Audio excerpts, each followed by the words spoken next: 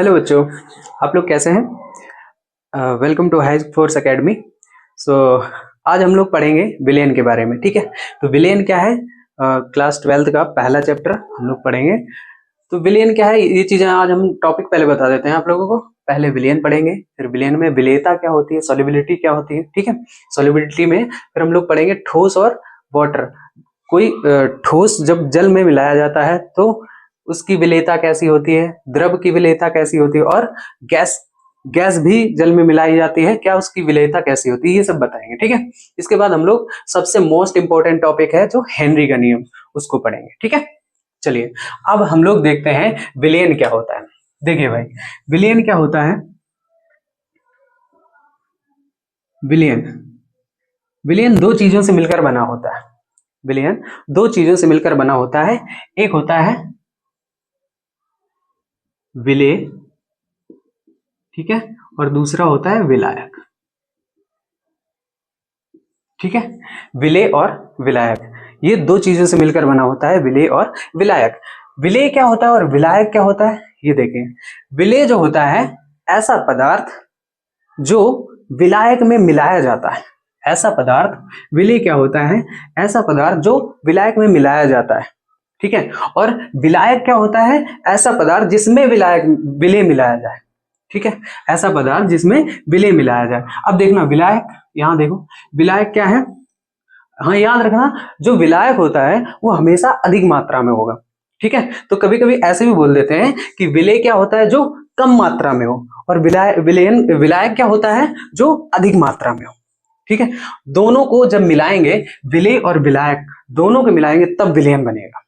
ठीक है, तो ये कम मात्रा में होता है और ये अधिक मात्रा में होता है। ठीक है, विलेय क्या होता है? देखिए, ऐसा पदार्थ जो विलायक में मिलाया जाए। ठीक है, ये विलेय हो गया। विलायक क्या होता है? ऐसा पदार्थ जिसमें विलेय मिलाया जाए।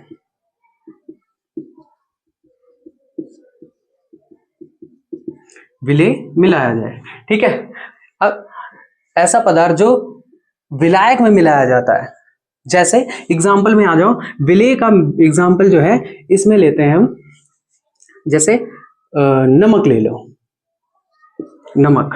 ठीक है, और दूसरा ले लो चीनी, ले लो चीनी। नमक, चीनी, ये सब क्या होते हैं? विलेय पदार्थ होते हैं, और हमने बताया ये कम मात्रा में होते हैं। और दूसरा देखिए, विलायक क्या होता है? विलायक में होता है जैसे जल।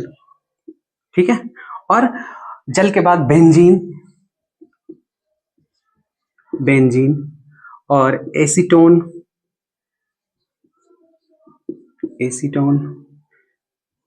ठीक है, ये सब विलायक होते हैं। लेकिन माना जाता है कि जल जो है, जल ये सबसे अच्छा विलायक होता है। जल क्या है?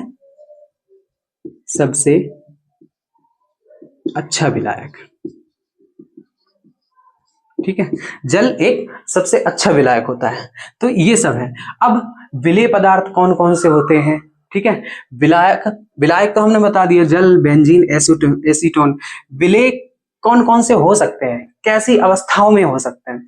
तो विलेय पदार्थ जो होते हैं ये ठोस अवस्था में हो सकते हैं।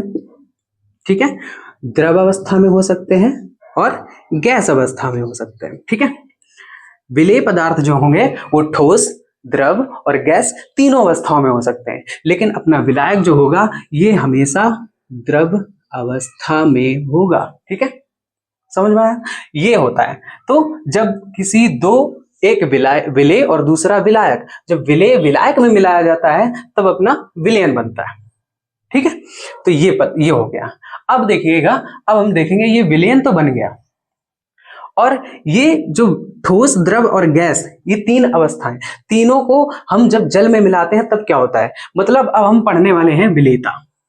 ठीक है, अब हम लोग विलेयता को पढ़ेंगे। तो अब देखते हैं आगे। अगर आप लोग स्क्रीनशॉट लेना चाहें तो इससे ले सकते हैं, ठीक है। चलिए ले लीजिए। चलिए आप देखो, चलते हैं विलेयता। विलेयता क्या है देखते समझते हैं।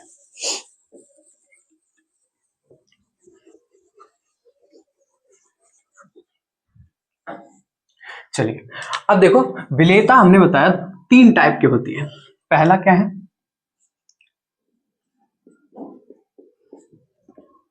विलेयता।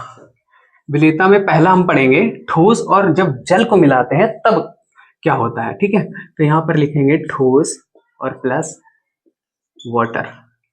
जब किसी ठोस को वाटर के साथ मिलाते हैं तो कौन कौन से ऐसे ठोस हैं जो जल में मिल जाते हैं। और देखो विलयन तभी बनता है जब कोई भी ठोस पूरी तरह से विलायक में मिल जाए, ठीक है। कोई भी विलेय पूरी तरह से जब विलायक में मिल जाता है तभी एक विलयन तैयार होगा। जैसे ठोस में आ जाता है, ठोस में हम ले लेते हैं कौन कौन से ऐसे पदार्थ हैं जो विलायक में मिल सकते हैं, वो वाटर में मिल सकते हैं, ठीक है। तो ठोस में पहले तो हम ले लेते हैं किसको, चीनी ले लो, ठीक है। चीनी ले लो और इधर आ जाओ, नमक ले लो, नमक मतलब NaCl, ठीक है। और KBr, और हम लोग लेते हैं चीनी हो गया, नमक हो गया, KBr हो गया, ठीक है। अब यहां पर एक और देखते हैं, यूरिया, ठीक है। तो अब ये भी ठोस है, ये भी ठोस है और ये भी ठोस है। तो कौन कौन से ऐसे विलेय हैं पदार्थ, विलेय पदार्थ ऐसे कौन कौन से हैं जो मिल सकते हैं वाटर में, मतलब विलयन बना सकते हैं। तो देखो यूरिया जो होता है ये ठोस होने के बावजूद भी ये वाटर के साथ मिलता नहीं है, ठीक है। एक और है यहां पर नेफ्थलीन बॉल,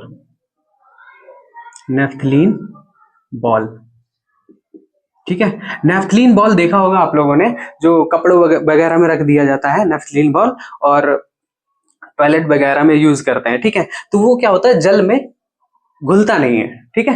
वो जल में घुलता नहीं है। तो नेफ्थलीन बॉल हुआ, यूरिया हुआ, ये जल में क्यों नहीं घुलते हैं वो भी अभी बताएंगे। अब देखो जैसे चीनी हुआ, चीनी भी जल में घुल जाता है, सोल्यूबल है।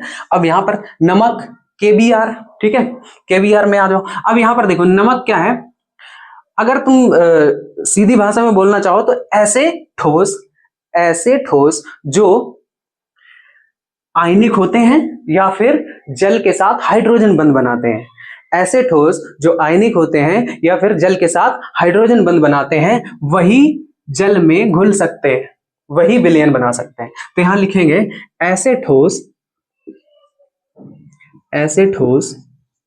जो या तो आयनिक हो या जल के साथ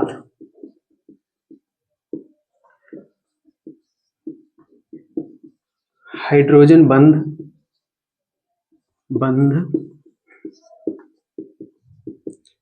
बनाते हैं, वही ऐसे ठोस जो आयनिक हो या जल के साथ हाइड्रोजन बंध बनाते हैं वही क्या करते हैं, जल में घुल सकते हैं, ठीक है। और एक और एग्जांपल ले लेते हैं यहां पर AlCl3, ठीक है। तो यहां पर आयनिक कैसे है देखना, यहां पर क्या होता है जब इसको जल में डाला जाता है तो ये अपने आयनों में टूट जाते हैं। जैसे Na पर प्लस चार्ज होता है, क्लोरीन पर माइनस चार्ज होता है, ठीक है। यहाँ पर K और Br माइनस चार्ज, यहाँ पर Al प्लस का 3, यहाँ पर माइनस का 3, ठीक है। तो ये जैसे ही जल में डाल दिए जाते हैं, जैसे ही इसको जल में डालोगे तो क्या होगा, अपने घटकों में टूट जाते हैं। Na और Cl अलग अलग हो जाएंगे, ठीक है। K और Br अलग अलग हो जाएंगे, तो ये अपने घटकों में टूट जाते हैं, और जब ये अपने घटकों में टूट जाते हैं तो ये जल में घुल जाते हैं, ठीक है। अभी इसका एग्जांपल बताएंगे। और यहाँ पर देखिए एक चीज मैंने बताई, हाइड्रोजन बंध। हाइड्रोजन बंध क्या होता है, हाइड्रोजन बंध होता है जैसे, अब हाइड्रोजन बंध सिर्फ तीन तत्व ही बनाते हैं। कौन कौन से, एक होता है फ्लोरीन, एक होता है ऑक्सीजन और तीसरा है नाइट्रोजन। सिर्फ ये 3 तत्व ही हाइड्रोजन बंध बनाते हैं, और जो जल के साथ हाइड्रोजन बंध बना लेंगे वही जल में घुल जाएंगे, वही ठोस जल में घुलते हैं, ठीक है। ये तो बात हो गई खत्म। अब यहां पर देखो NaCl जैसे है और ये जल में कैसे घुलता है, कैसे टूटता है और इसको जल के अणु कैसे पकड़ लेते हैं, ये आपस में जुड़ने नहीं देते हैं, ये सब चीजें अभी हम बताएंगे आगे। ठीक है, तो देखिए अगर इसको आपको नोट स्क्रीनशॉट करना है तो स्क्रीनशॉट ले लेते हैं, इसके बाद फिर हम आगे चलते हैं। ठीक है, चलिए चलिए फिर अब आगे बताते हैं। जैसे ये हमने NaCl लिया, NaCl जल में घुलता है तो ये कैसे टूटता है, क्या प्रोसेस है टूटने का, ये सब अभी देखते हैं आगे।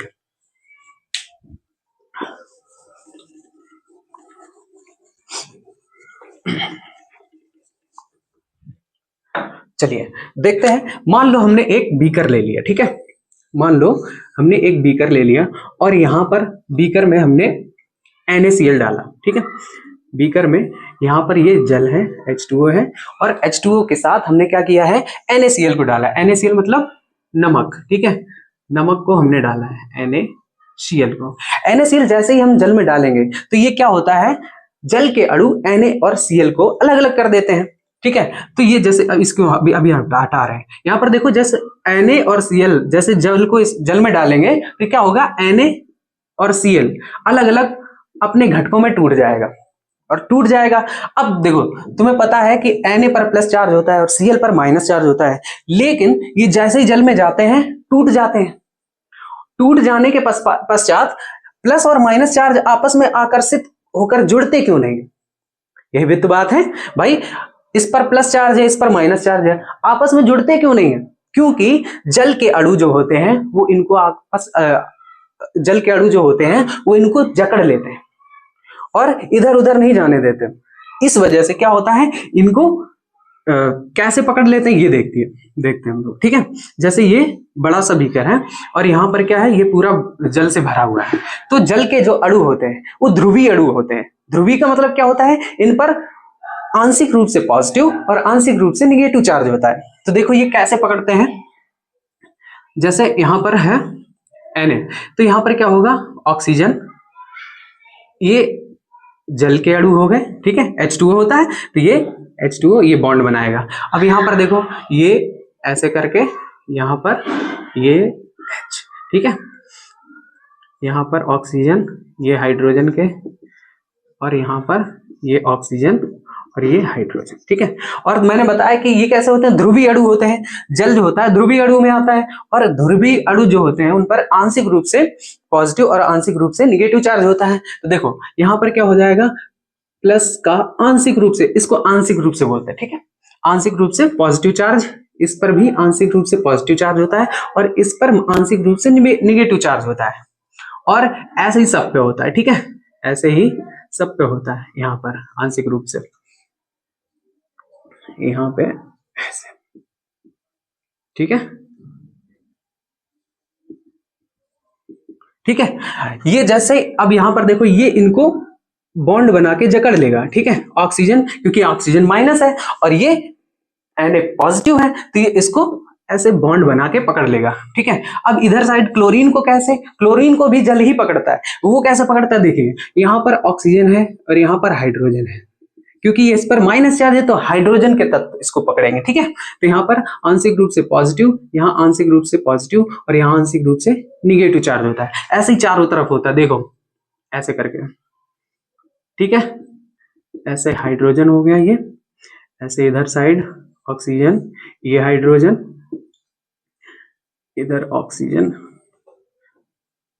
और ये हाइड्रोजन। ठीक है, ऐसे करके माइनस का ये पॉजिटिव, ये पॉजिटिव, ये पॉजिटिव, ये पॉजिटिव। ठीक है, ये माइनस का और यहाँ पर ऐसे सब पे होगा। ठीक है, ठीक है, तो ऐसे करके ये पकड़ लेता है और जैसे ये पकड़ लिया तो अब जकड़ गया। अब यहां से क्या होगा, ना तो क्लोरीन के अणु, क्लोरीन आयन उधर से इधर आ पाएगा, ना सोडियम आयन इधर से उधर जा पाएगा। यही कारण है कि ये अलग अलग हो जाते हैं और ये आपस में ना जुड़ने के कारण क्या होता है, ये घुल जाते हैं। ठीक है, ये घुल जाते हैं। अब देखो आगे, अब यहां पर क्या होता है, जो NaCl है, NaCl जो है, NaCl, NaCl क्या है, ये आपस में घुल तो जाता है लेकिन ये टूटता कैसे, NaCl टूटता कैसे है। और एक एक्सेप्शन भी है, सभी आयनिक ठोस जो होते हैं, सभी आयनिक ठोस जल में लगभग घुल जाते हैं, लेकिन एक BaSO4 एक आयनिक ठोस ऐसा भी है, BaSO4, ये क्या होता है, आयनिक होने के बावजूद भी जल में नहीं घुलता है। ठीक है, NaCl क्या है, NaCl जल में घुल जाता है, आयनिक ठोस है, और जितने भी आयनिक ठोस होते हैं लगभग सब घुल जाते हैं, लेकिन BaSO4 नहीं घुलता, ये एक्सेप्शन है। क्यों नहीं घुलता देखते हैं। देखिए यहां पर क्या होता है, जब इसको जल में डालेंगे तो ये अलग अलग तो हो जाते हैं, ये भी अलग अलग होते हैं, ये घुलता नहीं है और ये घुल जाता है। क्यों घुल जाता है पता है, इनको अलग अलग करने के लिए एक एनर्जी की आवश्यकता पड़ती है, इनको अलग अलग करने के लिए एक ऊर्जा की आवश्यकता पड़ती है, और वो ऊर्जा होती है जालक ऊर्जा। ठीक है, इसको बोलते हैं जालक ऊर्जा, लैटिस एनर्जी। ठीक है, जालक ऊर्जा। ठीक है, तो और यहां पर भी जालक ऊर्जा लगेगी, लेकिन एक चीज देखो, NaCl जो होता है इसको तोड़ने के लिए कम जालक ऊर्जा की आवश्यकता पड़ती है और ये आसानी से टूट जाता है, लेकिन BaSO4 ऐसा तत्व है इसको अधिक जालक ऊर्जा की आवश्यकता पड़ती है। ठीक है, इसको टूटने के लिए अधिक जालक ऊर्जा की आवश्यकता पड़ती है, और इसको पर्याप्त जालक ऊर्जा नहीं मिल पाती है। यही कारण है कि ये क्या होता है, BaSO4 जल में डालने पर नहीं टूटता है, बट और यहां पर NaCl जो होता है ये आसानी से टूट जाता है, इसको जालक ऊर्जा की कम आवश्यकता पड़ती है, ये आसानी से टूट जाता है, और लगभग सभी आयनिक ठोस जो होते हैं वो टूट जाते हैं, लेकिन BaSO4 को बहुत ज्यादा जालक ऊर्जा की आवश्यकता पड़ती है, इसलिए ये नहीं टूट पाता है। ठीक है, आई थिंक आप लोगों को बहुत ज्यादा समझ में आ रहा होगा। ठीक है, तो मैं तो पूरी कोशिश कर रहा हूं, आगे आप लोग देख लेना। ठीक है, चलो अब यहां से समझ गए कि NaCl जैसे ही जल में डाला जाएगा, कोई भी आयनिक ठोस जल में डालेंगे वो लगभग टूट जाता है, लेकिन BaSO4 ये एक अपवाद है, एक्सेप्शन है। ठीक है, ठीक है, ठीक। अब ठोस को जब जल में डालते हैं तो क्या प्रोसेस होता है, कैसे टूटता है, ये सब मैंने बता दिया। अब बारी आती है कि ठोस को जल में डालते हैं, ये टूट जाता है। अब द्रव कौन कौन से ऐसे हैं जो जल में डालने पर आसानी से घुलकर विलयन बना देते हैं, तो इसका अब अगला टॉपिक अब बताएंगे थोड़ा। इसको स्क्रीनशॉट लेना है तो आप लोग स्क्रीनशॉट ले सकते हैं। ठीक है,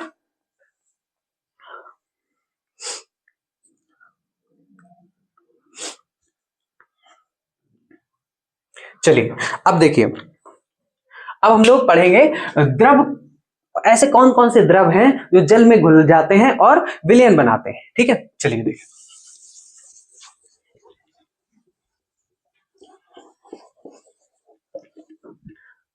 अब हम लोग सेकंड पढ़ेंगे।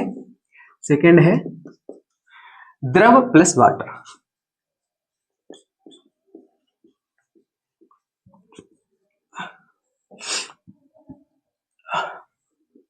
चलिए देखिए, द्रव और वाटर, कौन कौन से द्रव हैं जो जल में घुलकर विलयन बनाते हैं। तो देखिए, वाटर के साथ जो घुलना है तो द्रव में देखेंगे हम लोग एल्कोहल, एल्कोहल। ठीक है, एल्कोहल के बाद फिनॉल, फिनॉल। ठीक है, एल्कोहल, फिनॉल, एसीटोन। एसीटोन जो होता है, एसीटोन जो होता है ये जल में नहीं घुलता है। ठीक है, अब एल्कोहल जल में घुल जाता है, फिनॉल जल में घुल जाता है, तो इसको सिंपल सा ऐसे तुम याद रखो कि जो भी द्रव जल के साथ हाइड्रोजन बंध बनाएंगे वो ही जल में विलय या विलयन बनाएंगे, वही जल में विलय होते हैं और विलयन बनाते हैं। ठीक है, तो यहां पर भी जो जो द्रव जल के साथ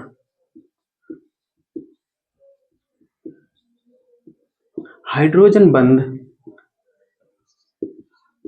बनाते हैं वह जल में घुलकर विलयन बनाते हैं। ठीक है, तो ये सिंपल है।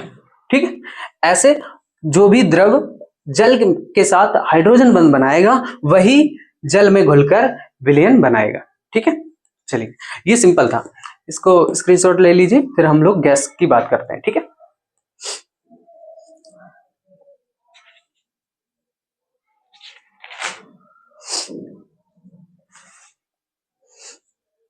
चलिए अब आगे हम लोग देखते हैं गैस और वाटर। ठीक है, देखो थर्ड देखें, चलिए देखते हैं गैस और वाटर। अब आप लोग बताओ, गैस प्लस वाटर, ऐसी कौन कौन सी गैसें हैं जो जल में घुल सकती हैं? आपने देखा होगा, कोई गैस घुलती देखी गैस क्या आपने? तो मैं बताता हूं, सभी जितनी भी गैस हैं सबको आप जल में घोल सकते हैं, बशर्ते आपको प्रेशर देना पड़ेगा। क्या देना पड़ेगा? तो यहां पर देखेंगे, हम लोग लिखेंगे कि ऑल गैस, जितनी भी गैसें होती हैं सबको आप जल में घोल सकते हैं, लेकिन एक शर्त है, जल में ऐसे नहीं घुलेगी, आपको प्रेशर देना पड़ेगा। ठीक है, जितना प्रेशर देंगे उतनी गैस जल में घुलेगी। ठीक है, चलो अब यहां से देखेंगे हम लोग, तो सभी गैसें जब घुल सकती हैं, सभी गैसें जल में घुल सकती हैं, तो कैसे जल में गैस को घोला जाता है इसका प्रोसेस समझते हैं। ठीक है, चलिए देखिए, जैसे मान लो अब जल में कहां घुल जाती है, कैसे घुल जाती है, ये चीजें पढ़ेंगे। ठीक है, बताएंगे। तो देखो, मान लो जल है H2O, H2O जो होता है, जल जो होता है, उनमें अंतरकाशीय रिक्तियां पाई जाती हैं। ठीक है, और जल जो होता है वो अंतरकाशीय रिक्तियों को छुपा नहीं सकता। ठीक है, तो अंतरकाशीय रिक्तियों में क्या होता है, जैसे ही हम लोग प्रेशर देते हैं, जैसे प्रेशर देंगे तो क्या होगा, गैस जाके उसमें घुल जाती है। ठीक है, लेकिन हमें प्रेशर देना पड़ेगा, बिना प्रेशर के नहीं घुलती है। ठीक है, तो कैसे घुलती है देखिएगा, अंतरकाशीय रिक्तियां कैसे होती है, कैसे गैस में घुलता है, देखिए यहां पर देखो, H हाइड्रोजन, यहां पर हाइड्रोजन के ये अणु हैं। अब यहां से देखो H2O, फिर हमने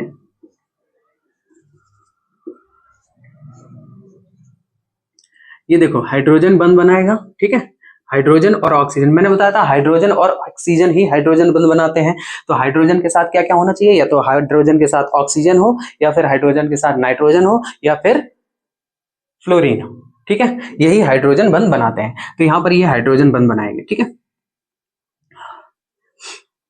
तो यहां पर देखो, चलो यहां पर देखेंगे, इसको H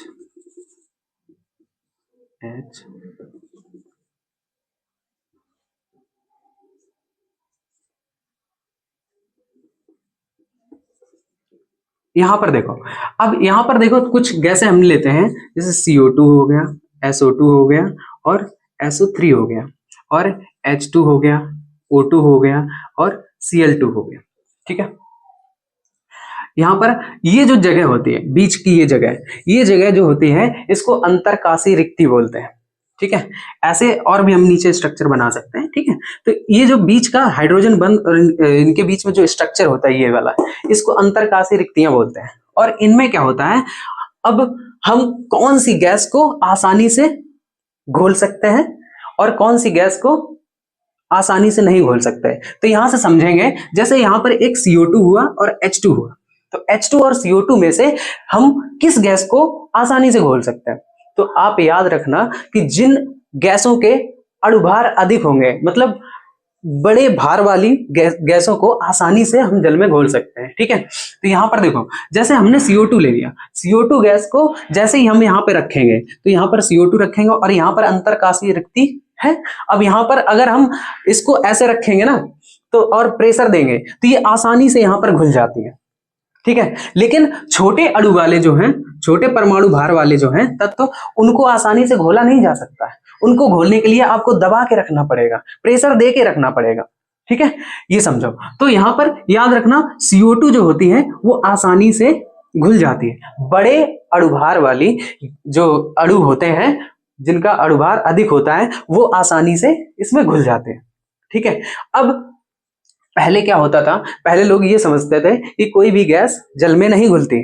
ठीक है, तो हम फिर एक वैज्ञानिक आए हेनरी, एक हेनरी वैज्ञानिक आए, उन्होंने बताया कि नहीं भाई, हर एक गैस को जल में घोला जा सकता है, बशर्ते आपको प्रेशर देना पड़ेगा, और कितना प्रेशर देना पड़ेगा। और उन्होंने ये भी बताया कि जो भी गैस जल में घोलते हैं उनके अनुप्रयोग क्या हैं, हर एक चीज। ठीक है, तो हम लोग आज इतना ही पढ़ेंगे, कल हम हेनरी का नियम पढ़ेंगे। ठीक है, और हेनरी के नियम के जितने भी डेरिवेशन है और अनुप्रयोग है उनको हम अगले क्लास में पढ़ेंगे। ठीक है, तो यहीं तक रखते हैं। आज हमने सोल्यूबिलिटी पढ़ा दी पूरी, और यहाँ से हेनरी का नियम, हेनरी का अनुप्रयोग, हेनरी का डेरिवेशन, इसके बाद इसमें जो भी अनुप्रयोग हैं उनको सबको अगली क्लास में पढ़ेंगे। ठीक है, धन्यवाद।